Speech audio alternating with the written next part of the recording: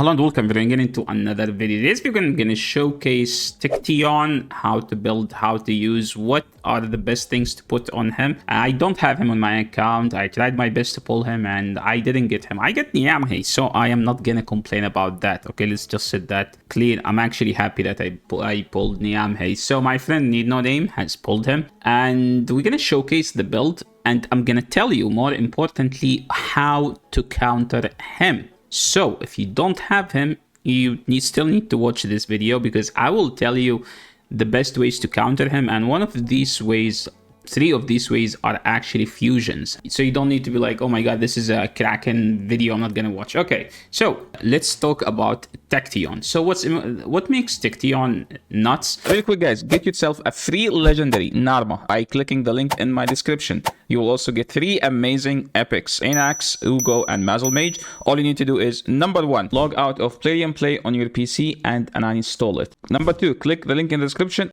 and register with a brand new email. Number 3, launch raid and complete the tutorial. Number 4, go to your inbox and claim the champion.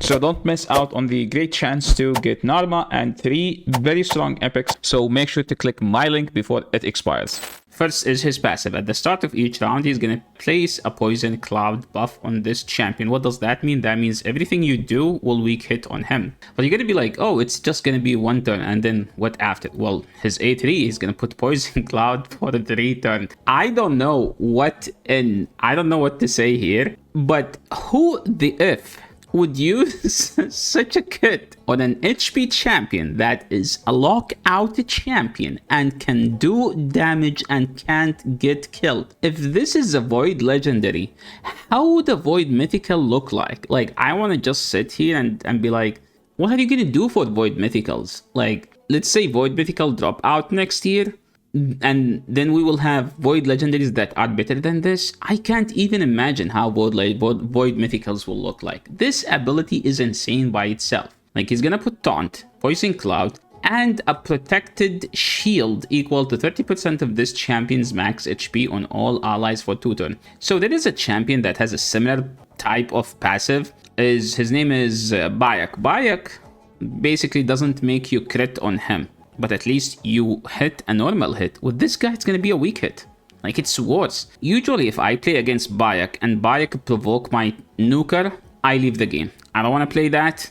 I have too much things going on in my life, and the last thing I want to worry about is Bayak. Now I have like another thing that I need to worry about, which is Tekteon. For Bayak, as long as he's higher accuracy, you can't crit him. So you just pick Marius, and Marius has increased accuracy. And if you build your Marius with 400, 500 accuracy, you're gonna out accuracy him. So it's gonna be fine.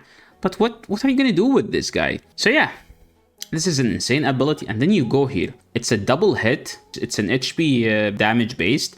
And remember, on his passive hit somewhere, whenever an enemy hit this champion, increase this champion max HP by 5 up to 100%. So when you hit him, you're gonna build him like this champion now has this guy doesn't even have any awakening. So if he has any awakening, so by default he's gonna get 7,500 HP, so 8,500 HP. Any more HP here? No. So he's gonna get 10,000, almost 10,000. Let's just say assume 10,000 HP. So he's gonna be at 200,000 HP. How am I supposed to kill that, right? So he's gonna hit harder the longer the battle, and you still can't kill him. Each hit increases the cooldown of all enemies killed by 2 turns. So does that mean he locked them out for 4 turns? And then he has a shatter buff, which means he will ignore more damage. Like, he will have a small savage, like a 15% ignore damage. Yeah, 15% is the big version. It's like a small savage set on him. And then you go to his A1, which is a 35% chance to stun with a double hit and AoE. Now, don't think about this. Think if someone has Tekteon and has the relic of this one, Stormcaller. Assume that there is a guy with Tekteon and a Stormcaller. That will be like Marius on crack. That's an HP nuker and you can't kill him and he just get tankier. So if you at one point thought that Marius is OP, this guy makes Marius looks like a joke. This is like Marius with Bayak and Warlord all in one champion. Like all of them in one champion. Built in the best possible way.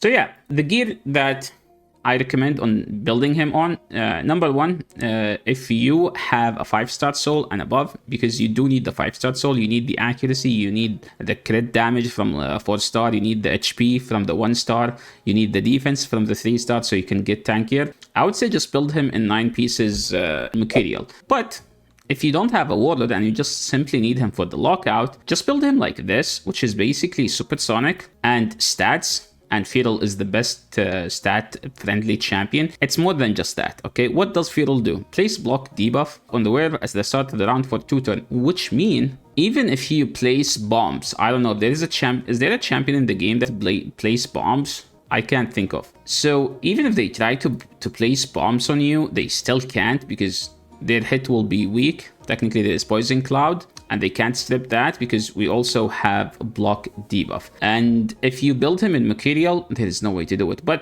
not everyone can build a champion like Tekteon nowadays in Mercurial. I'm assuming like 9 pieces. Like at one point, yeah, but now it's still early to have so much stats. Because this champion requires like so much stats, right? Because you just need to hit hard. You also need to have high accuracy. So what if you don't have a Stormcaller? Like here, my friend Need No Dim, he doesn't have Stormcaller. He told me that Orb of Transfixion would be actually sick on him, and I actually agree with that. Like, look, we have a 25% chance to steal 1 random buff when attacking a target. And he double hit on A1, he double hit on A2, so technically he have 2 chances. Each will be 25% to steal 1 random buff. This effect cannot be resisted, occur once per skill. And then you just try to gain additional accuracy when you try to land stun, freeze. You could also just use this one, the other gemstone. You could also use this one. Like, I think this one provides more accuracy. I don't know what's the difference. The word gain additional. Oh, okay. So this one, with this one, you have to get resisted basically 8 times to get the 40. While here you just get instantly 30 resistance to land, 30 accuracy to land the stun. So that's 60 more accuracy. That's pretty decent. And at 5-star, you gain 3 speed. So that's pretty worth it. As far as the blessing, I think you can go with Lightning Cage, or you can go with Heaven Cast to make him hit hard. But I would say just go with Polymorph, to be honest, on him. Yeah, just go Polymorph. And now, as far as the masteries, if you have him 5-star and above, you can go for War Master here. But if you don't have him 5-star and above, you should be going for Eagle Eye, because remember, he's a lockouted champion that does damage. Don't think of him as a champion that does damage and lockout. No, he's a lockouted champion that does damage. So lockout is still his main goal. But now let's move to the way to counter him. I played against a bunch, and I found there are like some ways. I'm not going to say those are the only ways to counter him. Number one, you need to strip him. Okay. Well, let's say number one, okay, you need to polymorph him because he lands a stun, and if you can polymorph that would be good. But if he's building Mercurial, polymorph doesn't work. Number two, you need to strip. How can you strip this? If you use a Crixia, she's not going to strip him because Crixia hit and then do the other work. As long as there is Poison Cloud, you're not gonna strip him. Like, you're literally not gonna strip him. So what's the way to do it? There is a relic in the game. This is he's insane, man. There is like, I can't even tell you like how insane he is. So there is this relic, Death Dealer, which basically prevent you from weak hitting even if they have Poison Cloud. So the best way to counter him is to have a Death Dealer relic. I've been playing Live Arena every season, and I have gotten to the 1320 every season, and I said it, once I get Death Dealer, I'm probably gonna quit Live Arena, and I still can't get one. If you have Death Dealer, you give it to Crixia, and then you have a counter, because you need to strip the Poison Cloud to have a shot against him. No other way, okay? Now, what if you don't have Death Dealer like myself? My best way to counter him is a fusion that we had a while ago, and that fusion is... No, not Little Miss Annie. Where are you? It is Maria Sanguine. Sanguine Maria. This ability, to be more specific, attack one enemy before attacking, remove all buffs from all enemies. This effect cannot be resisted by enemies with a number of buffs that is divided by 3. So at the first of the round, he will have 1 buff. Can we divide 1 by 3? I mean, you can, but it has to be like 3, 6, 9. So you can't, basically. Will attack all remaining enemies with less than 60%. So we need this. This effect cannot be resisted by enemies with a number of buffs that is divided by 3. So you need for Tekteon to take a turn, and then he's gonna use this ability, right? And then he will have a 3. If he has a 3, you use Maria's A3, and then she will strip and kill him because Maria A3 does lots of damage. Let me just go and see what can we do. Okay, I need a lockout team, so we can just take it out and put Tekteon. Yeah, this is a lockout team. Let's see. But yeah, the best way, just pick Maria. That has been my way. You can do block. Oh my god, dude. Look at that. Yeah, everyone's gonna A1. Sucks to be them. I hate Odin, dude. Yeah, let's just target Odin. This team is so fun, not gonna lie. Dude, Odin, I hate you.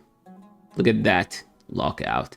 What can they do? This is like kind of like a slow death situation because like these champions are dying so slowly. How much damage? Dude, he did more damage than Nell, and Nell is one of the best damage dealers in the game. 168. You know what? Let's just go nuts here.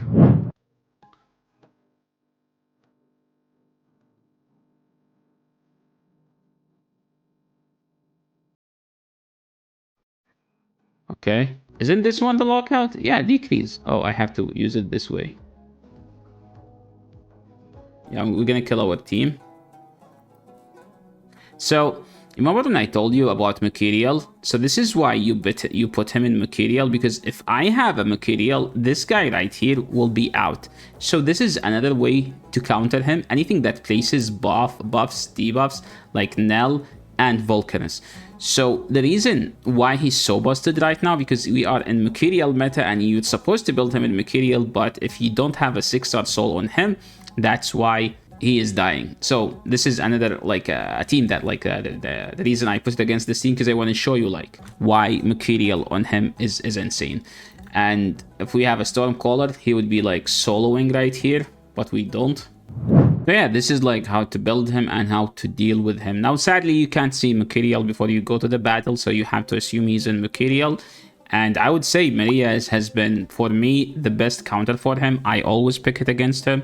I mean, even if they lock me out, I just use my A1. You're most likely going to get a turn, and then you use it again. Probably will get another turn, and then you go A3, and then you kill him, and then you just nuke his entire team. That's the best possible way to play against him for me. I mean, yeah, yeah, it is RNG dependent, but when they have a champion like this, RNG is the best possible way to play against him. Thank you so much for watching. I'll catch you on the next video. And thank you, Mr. Need No Name, for letting me on your account and use your resources. Appreciate that. And I hope you guys enjoy the rest of your day, night, or whatever you're having.